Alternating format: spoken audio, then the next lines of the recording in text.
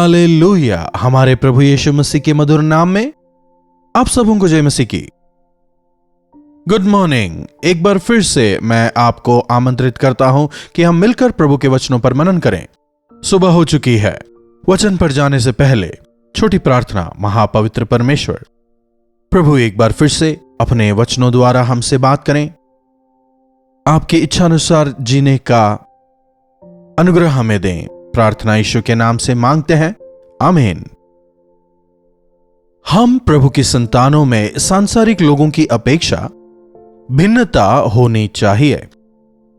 संसार में चाहे कहीं भी देखें, इंसान स्वार्थी होता है और उस स्वार्थ की वजह से संघर्ष होते हैं, लड़ाई होते हैं, वाद विवाद। यदि वो युद्ध में भी बदल जाए तो उसमें कोई आश्चर्य की बात नहीं। आज कहीं भी देखिए, जाति भेद, कुल भेद, वर्ग भेद, ईर्ष्या से भरकर, नफरत से भरकर विभाजनों को देखते हैं। परमेश्वर ने हमें शांति समाधान के साथ, प्रेम के साथ, एकता के साथ जीवन जीने के लिए परिवार दिए हैं। हमें अपने स्वरूप में रचकर अपने प्रेम को हम पर बरसाने की इच्छा रखते हैं।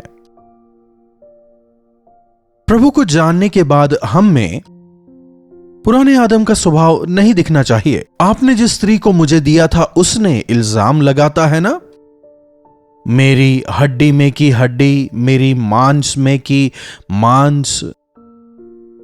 आज यही बात मेरा भाई, मेरी बहन, मेरी पत्नी, मेरे पिता, मेरी मां, मेरे बच्चे, इस प्रकार के संबंध आज हैं। आज कितने लोगों के परिवारों में एक शांति समाधान का बंधन है। पति पत्नी के बीच शांति समाधान है, मां बाप और बच्चों के बीच शांति है, भाई बहनों के बीच में शांति समाधान है।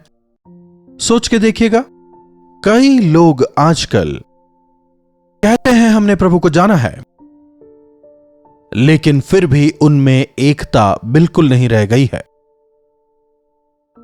एक वचन देखिए, इफिसियों की पत्री 4 अध्याय 1 आयत के दूसरे भाग से। जिस बुलाहट से तुम बुलाए गए थे उसके योग्य चाल चलो, अर्थात सारी दीनता और नम्रता सहित धीरज धरकर प्रेम से एक दूसरे की सह लो। पौलुस यहां क्या कह रहा है? 3 आयत भी देखिए। और मेल के बंधन में आत्मा की एकता बनाए रखने का यत्न करो। पवित्र आत्मा हमें एकता देते हैं, वे हमें शांति देते हैं, शांति के राजकुमार। यदि हम एक दूसरे के साथ मेल नहीं कर सकते तो परमेश्वर के साथ मेल कैसे करने पाएंगे? क्रूस की काठ दोनों तरफ है, वर्टिकल भी है, हॉरिजॉन्टल भी है। परमेश्वर के साथ में आपका वर्टिकल कनेक्शन, ऊपरी कनेक्शन सही हो, बंधु मित्रों के साथ हॉरिजॉन्टल कनेक्शन ठीक हो। अपने समान अपने परमेश्वर यहोवा से और अपने आप से प्रेम कर 10 आज्ञाओं का यही निचोड़ है। सब इसी में समा जाता है। प्रेम का बंधन।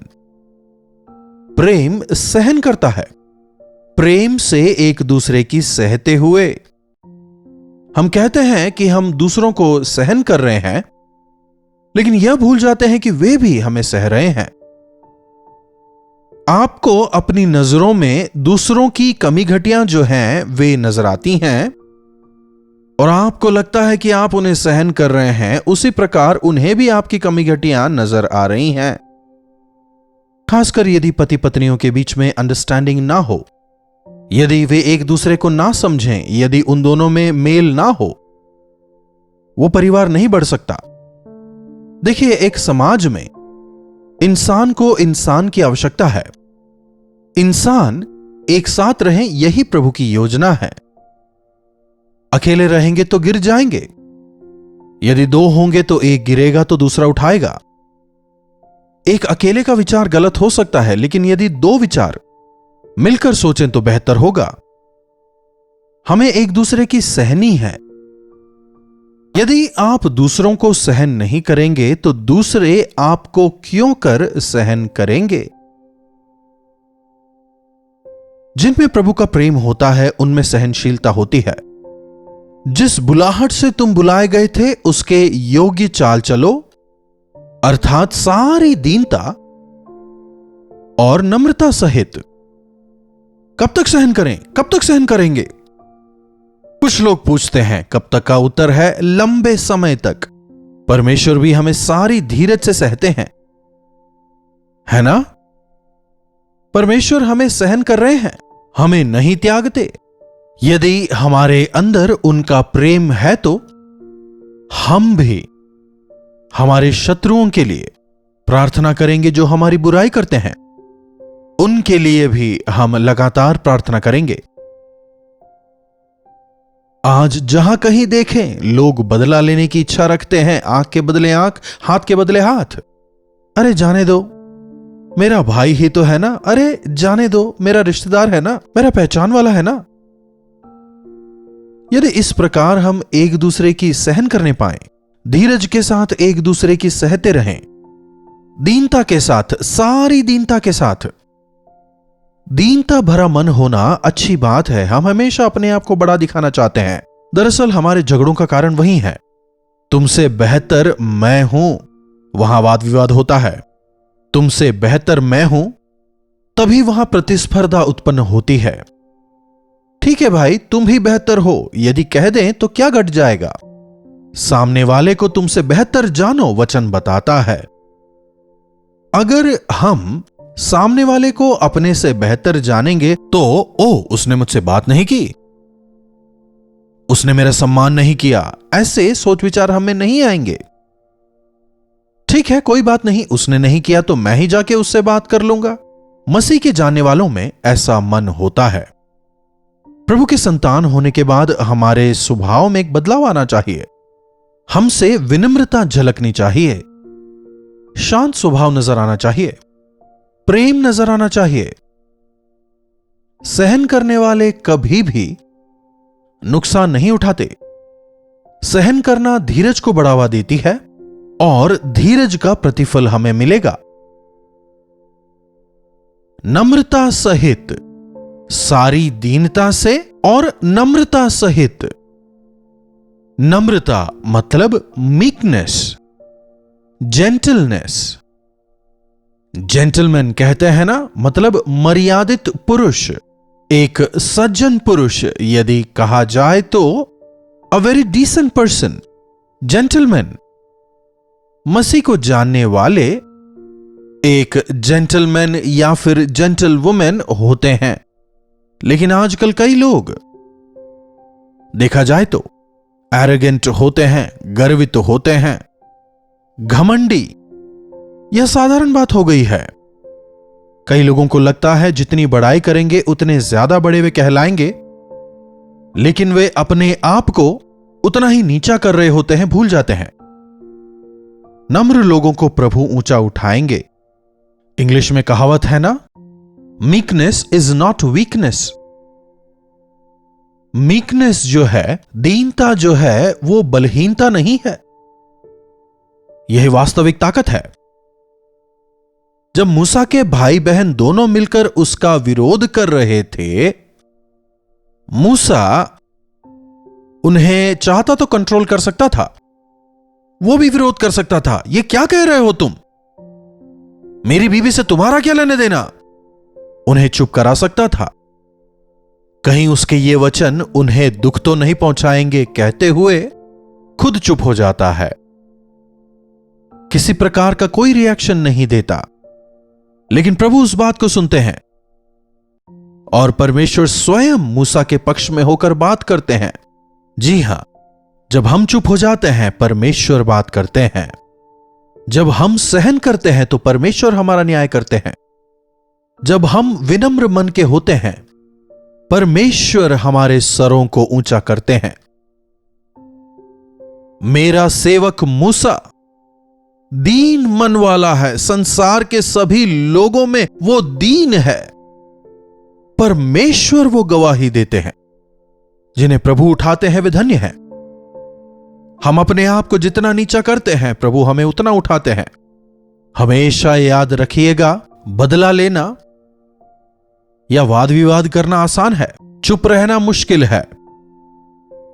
जब हम वचनों को सुनते हैं तब अवश्य हमारे जीवनों में इस प्रकार के गुणों को होना चाहिए। कौन से गुण? मेल मिलाप, एकता, प्रेम, धीरज, सहनशीलता, विनम्रता, दीनता। समझ रहे हैं? यदि हम एक दूसरे के प्रति इस प्रकार के स्वभाव के साथ जिएं तो जीवन कितना आसान हो जाएगा ना। सुबह उठने से लेकर रात को सोने तक घर्षण, घर में घर्षण, बाहर घर्षण।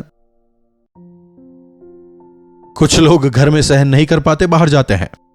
कुछ लोगों से बाहर सहन नहीं होता। गाड़ी चलाते हुए जब रास्ते पर जाते हैं, वे चुप नहीं रह पाते। ए इधर निकल, ए उधर जगह दे, ऐसा वैसा। समझ रहे हैं ना? क्या आप ऐसा करते हैं?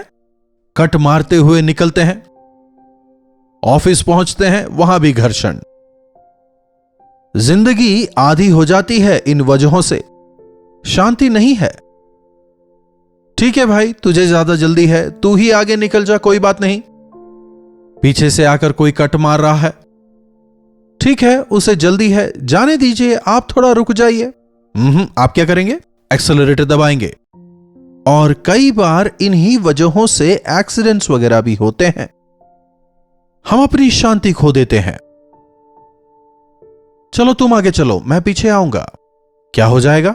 कुछ 1-2 मिनट इधर उधर हुए तो ठीक है भाई, तुम्हारी गाड़ी अच्छी है, इसमें आपका क्या नुकसान हुआ? सिग्नल में कोई पीछे से आगे निकलने की कोशिश करे तो उसे जाने दीजिए ना। अरे ये कैसे? मैं पहले आया, मैं आगे खड़ा हूं, मैं ही जाऊंगा, मैं ही जाऊंगा। याद रखिएगा, मैं बड़ा हूं, मैं बेहतर हूं, मैं अहम शैतान का गुण है। मसीह की संतान होने के बाद सामने वाले का सम्मान करें, उन्हें सहन करें, प्रेम करें, धीरज धरें, क्षमा करें। क्षमा करने का गुण अनमोल गुण है, हमारे घावों को भरता है।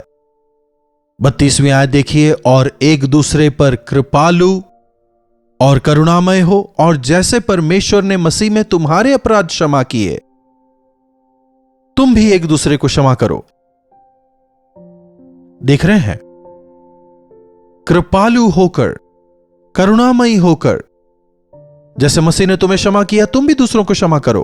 मैं क्षमा नहीं करूंगा, मैं क्षमा नहीं कर पाऊंगा, कई लोग आज ऐसा कहते हैं, इसीलिए घाव भर नहीं रहे। छोटी मोटी बातें बड़े मुद्दों में तब्दील हो जाते हैं। क्षमा करना, भूल जाना ईश्वरीय गुण है। प्रेम प्रभु का स्वभाव है। धीरज, सहनशीलता, विनम्रता। मैं नम्र और दीन मन वाला हूं, मुझसे सीखो, प्रभु कहते हैं। हम भी यही कर रहे हैं। हर रोज हम उनके वचनों से सीखते हैं। उनके वचनों को सुनकर हमें हमारे हृदयों को वैसा बनाना है, हमारे कार्यों को परखना है, हमारे चाल चलन को सुधारना है। हमारे स्वभाव में बदलाव लाने के लिए पवित्र आत्मा की सामर्थ्य हमें पानी है। प्रार्थना करके हमें जीवनों में बदलाव लाना है। यही वास्तविक मसीहत है। बस हमें नाम का मसीही नहीं बनना, मसीह को जीवन से दर्शाना है। हम जो सुनते हैं, हम जो सीखते हैं, यीशु मसीह में हम जो देखते हैं, उसे हमें सीखना है और उनका अनुकरण करना है। वचन में फिर देखिए, मैं जो प्रभु में बंधुआ हूं, विनती करता हूं कि जिस बुलाहट से तुम बुलाए गए थे उसके योग्य चाल चलो, अर्थात सारी दीनता और नम्रता सहित, और धीरज धरकर एक दूसरे की सह लो, और मेल के बंधन में आत्मा की एकता रखने का यत्न करो। 32वीं आयत, एक दूसरे पर कृपालु और करुणामयी हो, और जैसे परमेश्वर ने मसीह में तुम्हें क्षमा किया है, तुम भी एक दूसरे को क्षमा करो। यदि आपके जीवनों में भी आज ऐसा कोई है जिनसे आप नफरत करते हैं, या फिर आप उनसे नाराज हैं, या फिर बदला लेना चाहते हैं, उन्होंने आपके साथ धोखा किया, सुनिएगा, यदि इस प्रकार की भावना के साथ आप जिएंगे तो आपके जीवन में आप शांति खोएंगे। प्रभु यीशु के नाम से आप उन्हें क्षमा करें, आप उन्हें सहन करें, विनम्र बनकर प्रभु के प्रेम को अपने जीवन से प्रदर्शित करें।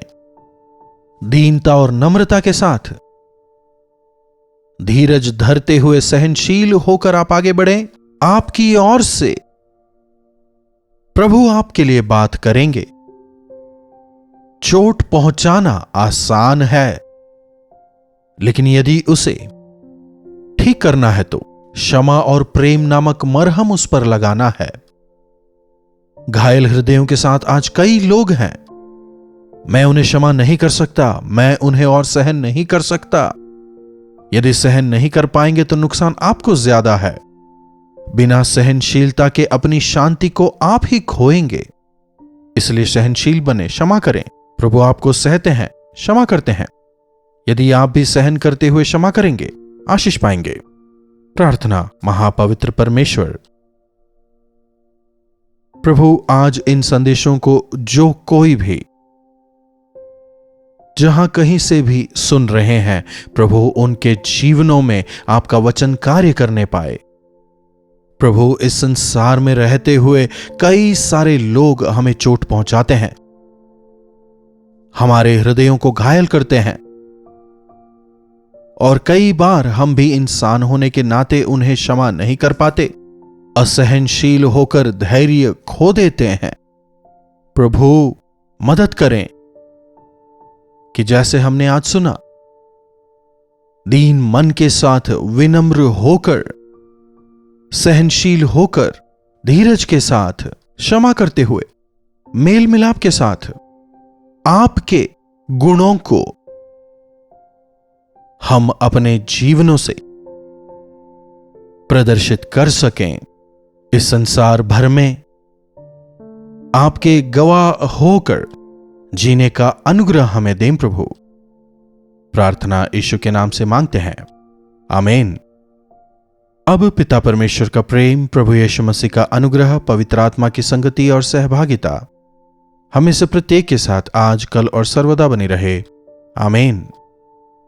प्रभु परमेश्वर की महिमा हो। अपने प्रार्थना विषयों को आप हमें 9884907779 पर व्हाट्सएप, वॉइस मैसेज या टेक्स्ट के द्वारा भेज सकते हैं। हम अवश्य आपके लिए प्रार्थना करेंगे। प्रभु अवश्य चमत्कार करेंगे। प्रभु आप सबों को आशीष दें। कल्वरी दर्शन, ये है प्रेम के दर्शन, यीशु प्रेम के दर्शन।